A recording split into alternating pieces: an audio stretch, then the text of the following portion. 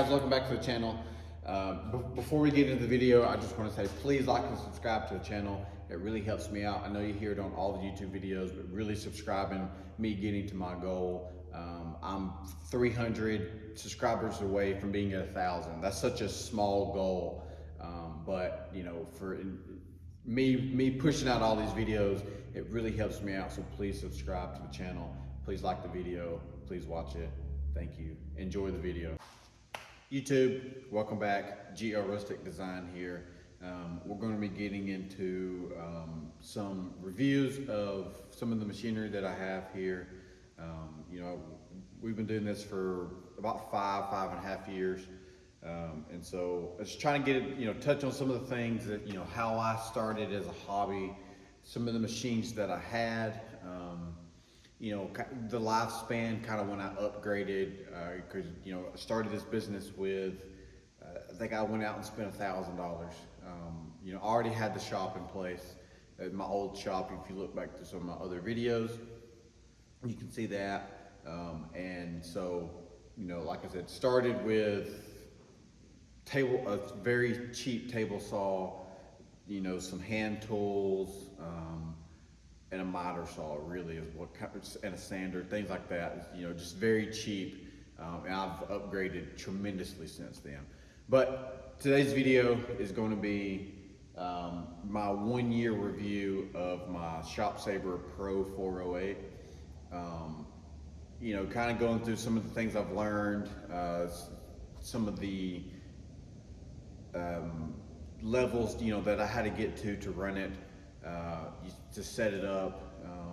Some of the things I like about it, some of the things I don't like about it, some of the things I've upgraded since I bought it, the price point of it, and so on. So I bought this last October. I got it, I think the 1st of October, end of September last year. So not quite a year, but we're just a few weeks out from September. So, but some things that I really like about this machine. So when it came from Sabre, I ordered it through their customer service. It took about 20 to 25 weeks to get it. I think I ordered it in May, and I received it, like I said, end of September, 1st of October. I think it was like first week of October, something like that. It all came packaged well. You have to get a lull, which is a big piece of machine, and it has forks to get it out of the semi truck, and then I put it from the semi truck onto, which I think there's a whole video of how I got it in. Skid steers and tractors, whatever, and then some makeshift rollers to get it in, and then so from there. You have to set it up, and then so it comes with a computer. It comes with all the hardware needed.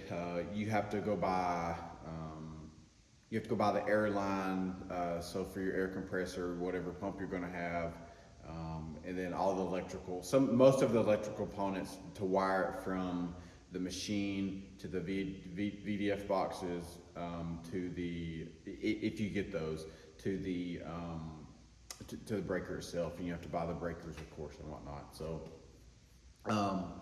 but from there, once you get it hooked up, I hired a friend. I think I paid him like $150 or something like that, to come help me hook it up. I hooked all the air lines up. It comes with a big thick manual. It's like a 200-page manual. It's very detailed of how to hook everything up, things you should know and whatnot, and how to get started. I didn't quite read it all. I'm not much of a reader as it is, and so I kind of winged it, a little bit, and whatnot. So, but so once you get all the air hooked up, so I actually went with a 80-gallon Ingersoll Rand air compressor, which I'll show you. It's in the background there. So I just went with an 80-gallon air compressor. It is absolutely plenty for this machine. It doesn't run all the time. The only thing, I know there's a big recommendation that you need an air dryer with the machine. I have one that's a little cheap one. I only run my machine maybe maybe one day a week. It's so fast that I don't for what I do, I don't have to run it, more than one day a week. And that's only for a few hours, maybe max 3-4 hours on a Saturday morning or Friday afternoon, something like that. Like I'll probably run it today for like maybe an hour, and then that'll be all I need until this upcoming weekend. So it's a ridiculously fast machine. But like I said, so once you get past the setup point, you get all the air hooked up. I made a few trips to Tractor Supply to get all my air lines I needed and whatnot. You get all the air ran. Really had, I've had no issues since then. Taped everything off and such. And then so actually setting the machine up. So I went with the automatic tool changer, the ATC changer. I used it in the beginning, but I typically only use one tool as it is. I ordered a bunch in the beginning because I didn't know what I wanted to do, and then so I usually only use the cutout bit. Is about the only thing I use. The quarter inch compression bit. So getting into some of the tools, like I said, it's just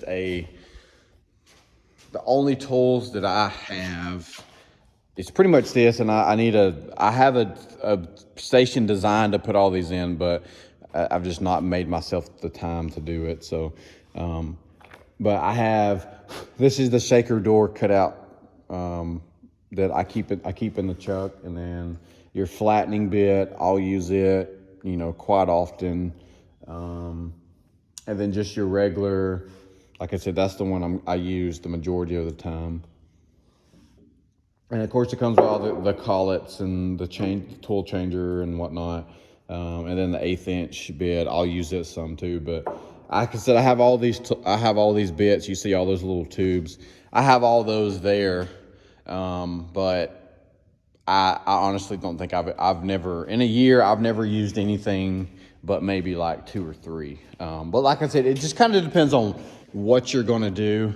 I do a lot of furniture. Like I said, this island that I'm currently working on. And then I have this vanity that is getting shipped to Connecticut. I got a hall tree project, some more vanities. I do a lot of furniture, so I don't do a lot of sign carving. There's some I've quoted in the past and whatnot, but it really just depends on what you want to do as far as what tools you need. But some of the things I like about the machine. I guess I should go over so when I ordered the machine, it was like 59,000 and some change. It was right at, call it 60,000. I used my local bank. You can go through Shop Sabre. They have a partner bank that they try to send you through if you want to finance it. It's a lot to just pay cash for. So I just finance the majority of it. My bank required 10%, so basically $6,000 is what I had to give my bank. They financed the rest. It was on like a 5-year term. I think it was at like 4% interest, 4 to 4.5, something like that. So I think my payment a month is like $850, $860 a month, which is not bad at all considering this thing has easily tripled my production. What I can turn out in a week, this thing has tripled my production once you get the hang of it. And so just right off the bat, like I said, the things I really like about it, it is so fast. You get such a big table, 4x8 table. I just feed it sheets of birch, and it pretty much, keeps up with any demand I want.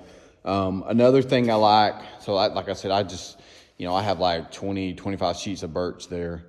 One of the things I really like about it, you can see here, that hole. So there's a pin system that I highly recommend you get that comes with it. It's an option that you can add on. So there's a pin there, there's a pin there, there's a pin here. and then all around the side of the table. And what that does is, so you can go to the computer and you can hit the pins button, and the pins pop up, and that allows you to get the sheet of birch or whatever you're putting up there perfectly aligned in that corner. And so when you turn your vacuum on, it sucks it down, it pulls everything down. That's one of my favorite parts. You don't have to fight with it, to get it aligned. Another thing that I really like about it, I like the ball and screw system. So the accuracy of this thing is so unbelievable. So this whole system here, and then it runs down the side. It keeps everything perfectly in line. You can move it. You can adjust the machine exactly how you want it. If you want to move it, whatever centimeter or millimeter, whatever your unit is, you can move it so precisely. Maintenance wise, I don't, like I said, I don't run it that much. I think I've done like one maintenance, and so you go around and they come with Shop Sabre sends you the grease kit and everything for it, and you go around and all these little grease zerks. You just grease all the fittings. So another few things I like about it. Well, it's obviously been super reliable.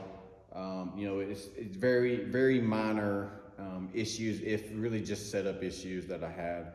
I've had like one or two issues with. There's sometimes the gantry it gets too tight or something, and so like it is when you try to turn it on, it gives you a code.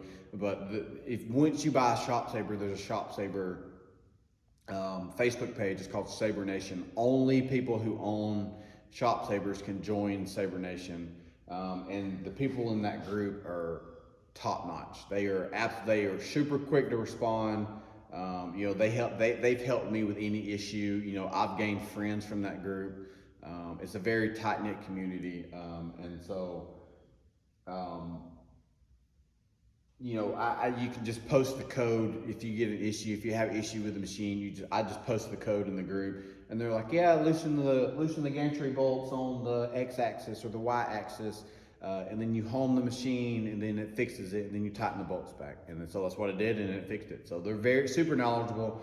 Another, a thing is made. This is all made in the United States, and so you don't have to deal with a Chinese. If you ever try to call customer service, you don't have to deal with chasing people down to get parts or whatever. You can it's someone that's pretty local. Like I said, it's all in the United States. So like I said, there's a whole bunch of things I really like about the machine. The ATC system, the automatic tool changer system is pretty nice, to where you don't really have to do anything. Once you get it all programmed, you just let it go, and it changes itself out. It knows to hide the tool, all that, whatnot.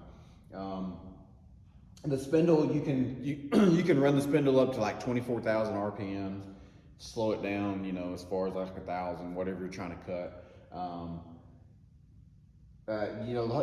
The way the whole machine is set up, is super nice.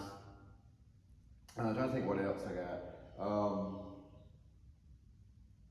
Like I said, there's a whole lot of things I really like about it, and then some of the things I don't like about it, which is not much. It's really the only complaint I have is really the vacuum system. It's exceptionally well for. If you put a 4x8 sheet of birch up there, or maple, whatever you're cutting with, once you put it up there, you turn the vacuum on, it sucks it down immediately. Like you can't move it. Especially if your spool board is nice and new, you're not going to move it. Which they recommend that if you can take your spool board on or off, whichever way. Some people put the T slots in the bottom, but I just all spool board.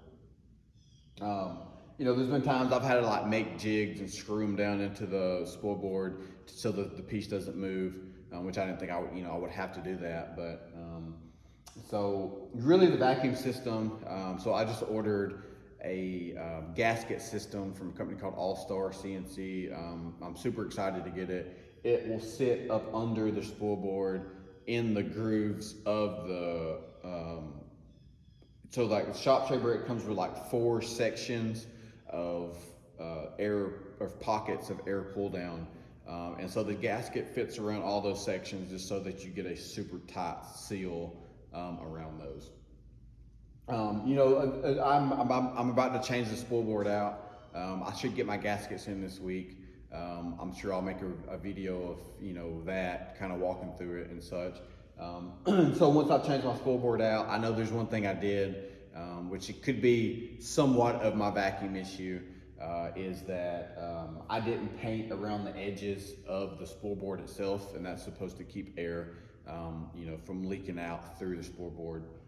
Which I don't know if that would have solved all my issues, but I think it's just really my issue is when you get to a smaller piece. So if you're trying to cut, a 12 by 12 piece, you can't turn all 3 vacuum beds off and only use number 1.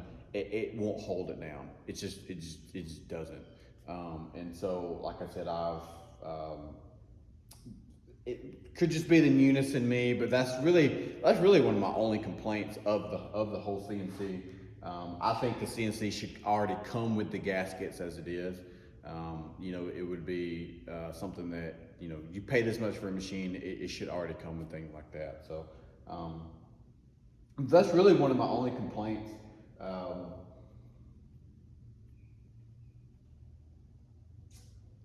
think that's it. So far a year, like I said, just production wise, like I said, it has tripled my production. I went from, getting out max 3 things a week, to, now I'm getting out, probably upwards of like, I could probably get out 9 or 10 pieces a week, something like that. And just because, like I said, I can use this machine, it cuts all the parts out, and then, we can go from there. So, and this is, I still work a full-time job, so this is still a side business / hobby for me. It's not a full-time gig. I don't know how many of these I could get out, if it was full-time. I'll work about 20 hours a week, maybe 25, depends on the weekend. If I get a free weekend, I might work all day on a Saturday, but mostly it's like 2 hours at night through the week, and then probably 3 or 4 on a Friday afternoon, and then, maybe 8 on a Saturday, maybe 3 or 4 on a Sunday, something like that, whatever that averages out to be. So it's not a whole lot, but this thing is most definitely, helped me produce a lot more projects. So it's 100% well worth the money. It's been the best investment that I've made so far here. Once you get the space, most people have a garage. Of course, 5 years ago, I made this plan of what I wanted to build, to be in 5 years. Wanted this shop, wanted this house, and so we all made it come to life. And so it's been a great adventure. Like I said, for the years to come, I'm sure I missed a lot of good things about the machine. I'm sure I probably missed a few bad things about the machine, but overall, I'm 100% completely satisfied. It pays for itself.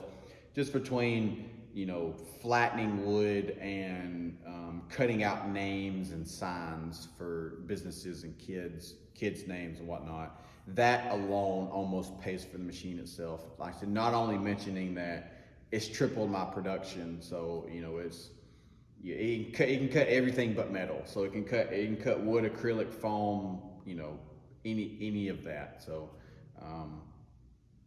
but yeah, so I think that's it. If you have any questions, comments below. If you have any questions or comments, drop those below. Please like and subscribe to the channel. It really helps me out. So, yeah.